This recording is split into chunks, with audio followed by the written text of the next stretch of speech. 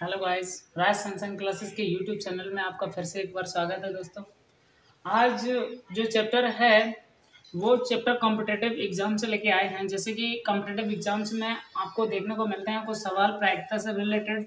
तो आज जो भी चैप्टर्स है वो प्रायिकता से रिलेटेड है। आज जो आपको यहाँ पे थ्योरी समझाई जाएगी वो प्रायिकता से संबंधित सवालों की थ्योरी है। तो आप विशेषकर इन सवालों को बहुत ध्यान से समझिएगा कि किस तरीके से ऐसे सवालों को सॉल्व किया जाता है, प्रायिकता होती क्या है, किस तरह से इसको सॉल्व करें अपन।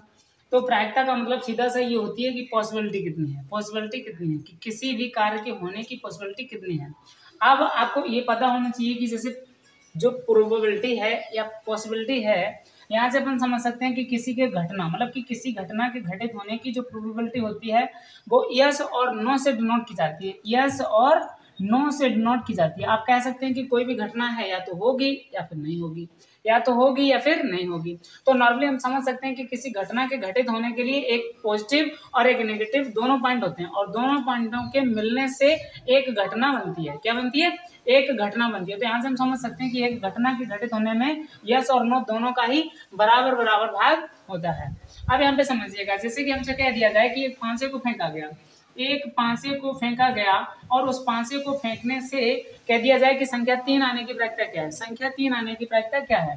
पांसे को फेंकने पर संख्या 3 आने की प्रायिकता, संख्या 3 आने की प्रायिकता। अब देखिएगा कैसे निकालें अपन तीन आने की प्रायिकता। तो अपन 3 आने की प्रायिकता कैसे निकालेंगे? तो यूँ समझ लो कि जो प्रायिकता का फॉर्मूला होता है वो होता है अपने मतलब कि कुल अनुकूल परिणाम बटे में कुल परिणाम, कुल अनुकूल परिणाम बटे में कुल परिणाम। अब यहाँ से हम समझेंगे कि अनुकूल परिणाम क्या होते हैं, कुल परिणाम क्या होते हैं।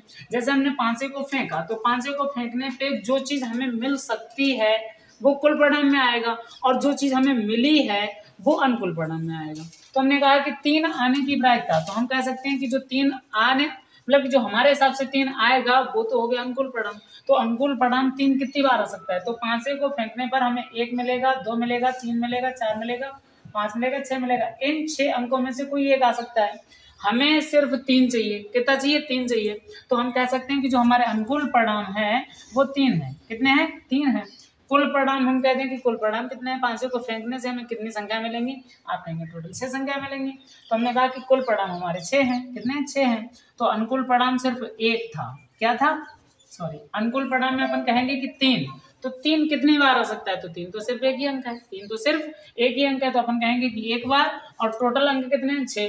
तो 6 अंकों में से एक बार हमें 3 मिलेगा, तो जो प्रायिकता है वो 1/6 है। क्या आएगी? 1/6। इस तरह के कई सवाल आ जाते हैं। जैसे कि कह दिया जाएगा आपसे कि बताओ दूसरी प्रायिकता, ऐसे पूछ रहा है सवाल की बताओ एक पांसे को हमने फेंका, उस पांसे पर सम संख्या आने की प्रायिकता, लाइक इवन नंबर्स आने की प्रोबेबिलिटी। अब अपन क्या करेंगे, जो सम संख्या है या इवन नंबर्स है तो इसके लिए जो पॉसिबिलिटी होती है या जो अनुकूल परिणाम होते हैं वो क्या होते हैं? तो अपन कह सकते हैं कि जो 2 है, 4 है, 6 है, ये तो हमारे अनुकूल परिणाम में आ जाएंगे। जब 2 आएगा तब भी हमारी फेवर की बात है, 4 आएगा तब भी हमारे फेवर की बात है, 6 आएगा तब भी हमारे फेवर की बात है। तो आज हम कह सकते हैं कि 2 आना चाहिए, 4 आना चाहिए, 6 आना चाहिए, इनमें से कोई भी आएगा तो मेरे फेवर की बात है। तो हम कहेंगे कि हमारे फेवर में 3 अंक हैं।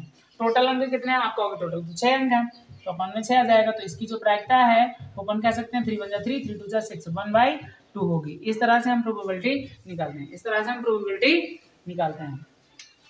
कुछ अलग सवाल होते हैं, जैसे कि आपने देखा है जो ताश की गड्डी होती है उससे रिलेटेड बहुत सारे सवाल आते हैं। तो ताश की गड्डी से रिलेटेड हम सवाल आपको बता रहे हैं। पहले ताश की गड्डी का पूरा मतलब ब्यौरा समझा दें आपको कि क्या क्या होता है उसमें, किस तरीके से कैसे समझा जाता है, फिर उससे रिलेटेड सवालों को अपन करेंगे।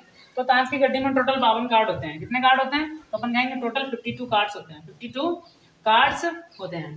52 कार्ड्स में अगर देखें तो 52 कार्ड्स में टोटल जो हमारे डिफरेंट टाइप के वो जो कार्ड्स होते हैं ना वो 4 टाइप के होते हैं। कितने टाइप के होते हैं? 4 टाइप के। तो उसमें अगर देखा जाए तो नॉर्मली पहले जो कलर के हिसाब से होता है वो सिर्फ 2 ही टाइप का होता है। कितने टाइप का होता है? 2 टाइप का। तो आप कहोगे पहले तो रेड टाइप के होते हैं और फिर ब्लैक टाइप के होते हैं, मतलब कि 2 कलर में होते हैं। कौन कौन से? रेड और ब्लैक। रेड में कितने टाइप के होते हैं? आप कहोगे रेड में 2 टाइप के होते हैं, रेड में 2 टाइप के होते हैं। आप कहोगे ब्लैक में, तो ब्लैक में भी 2 टाइप के होते हैं, ब्लैक में भी 2 टाइप के होते हैं। रेड में कौन कौन से होते हैं? तो आप कहोगे कि रेड में जो होते हैं वो एक होता है हार्ट, एक स्पेड होता है और एक होता है क्लब। क्या होता है? क्लब। एक स्पेड होता है और एक क्लब होता है, एक स्पेड होता है और एक क्लब होता है। और अपन अगर सॉरी ये ब्लैक वाला है, और ये रेड वाला है। रेड वाले में क्या आता है, रेड वाले में आ जाता है हार्ट आ जाता है, और एक आ जाता है डायमंड। क्या आ जाता है, डायमंड। ये दो टाइप के कलर्स हैं। अब देखो रेड वाले में कौन कौन से आ जाएंगे, तो आप कहेंगे रेड में दो टाइप के आ जाएंगे, हार्ट आ जाएगा, डायमंड आ जाएगा। और ब्लैक में क्या क्या आ जाते हैं, स्पेड आ जाता है, क्लब आ जाता है। स्पेड आ जाता है और क्लब आ जाता है। स्पेड को सीढ़ी बोलते हैं, क्लब को हुकुम बोलते हैं। क्या बोलते हैं, हुकुम। और जो हार्ट होता है वो पान होता है, डायमंड होता है वो क्या होता है, डायमंड वाला आ जाता है, तो इसको बोलते हैं ईंट। क्या बोलते हैं, ईंट। तो इस तरह के चार टाइप के जो कार्ड्स हैं इसमें होते हैं। चार टाइप के कार्ड्स में 13 कार्ड्स होते हैं। कितने कितने, 13 कार्ड्स होते हैं। इसमें भी 13 कार्ड्स होते हैं, इसमें भी 13 कार्ड्स होते हैं, इसमें भी 13 कार्ड्स होते हैं। तो 13 कार्ड्स होते हैं। इन कार्ड्स में भी दो टाइप के कार्ड्स होते हैं। एक तो होता है इमेज वाला कार्ड, एक होता है इमेज वाला कार्ड, इसे ओनर कार्ड भी बोलते हैं। इमेज कार्ड या ओनर कार्ड, इमेज कार्ड या ओनर कार्ड। और एक होता है नंबर कार्ड। क्या होता है, नंबर कार्ड। तो नंबर कार्ड कितने होते हैं, तो नंबर कार्ड टोटल 10 होते हैं। इमेज कार्ड कितने होते हैं, तो टोटल 3 होते हैं। इमेज कार्ड कितने होते हैं, 3 होते हैं। तो इमेज कार्ड 3 होते हैं और नंबर कार्ड 10 होते हैं। 10 नंबर कार्ड्स में जो एक होता है उसको हम ऑनर कार्ड भी बोलते हैं। तो ऑनर कार्ड के हिसाब से उसको इमेज कार्ड में ले लिया जाता है। तो नॉर्मली ये वाला जो मैटर है इमेज कार्ड और नंबर कार्ड, ये सभी में यही होता है। इसमें भी ऐसा ही होगा, इसमें भी ऐसा ही होगा, इसमें भी ऐसा ही होगा। इस तरीके से ये टोटल होता है। तो आपसे अगर कहा जाए ऑनर कार्ड कितने होते हैं, ऑनर कार्ड कितने होते हैं, तो आप कहोगे ऑनर कार्ड टोटल जो है 3 इसमें, 3 इसमें, 3 इसमें, 3 इसमें। तो आप कह सकते हैं कि टोटल 12 ऑनर कार्ड होते हैं। कितने होते हैं, 12 ऑनर कार्ड होते हैं। इसके बाद में अगर कह दिया जाए कि एस कितने होते हैं, एस का मतलब होता है इक्का। तो एस कितने होते हैं, तो आप कहोगे कि एस एक एक सभी का होता है, तो आप टोटल 4 बोल दोगे। क्या बोल दोगे, 4 बोल दोगे। आप टोटल नंबर कार्ड कितने होते हैं, तो आप 10-10 करके सभी में जोड़ोगे।